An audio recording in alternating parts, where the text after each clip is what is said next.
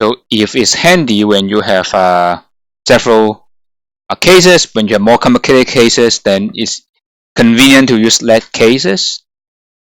Here is the example. Sub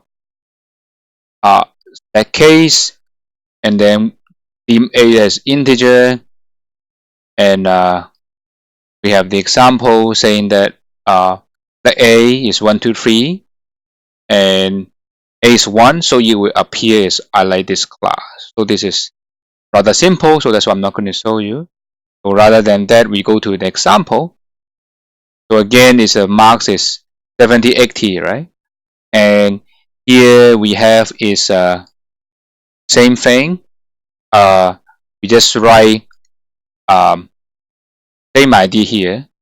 That case mark, and here we have not case A is equal to number, but is bigger than or equal to. So then that also involve multiple cases that involve more than 80, and it's more than 70, and else. So go one by one. So same as you write the if else if. So more than 80, then it's A. More than 70, then it gives you B. Else you go by C. So we go one by one. This is how this code easier to read compared to if else if. Exactly the same. Actually, the program converted to if and else if statement. So let's see how you do in Excel. So we did the same thing here. We want to have grade 2, which is exactly same as the grade 1. Use if and else if. So this is grade 2. C.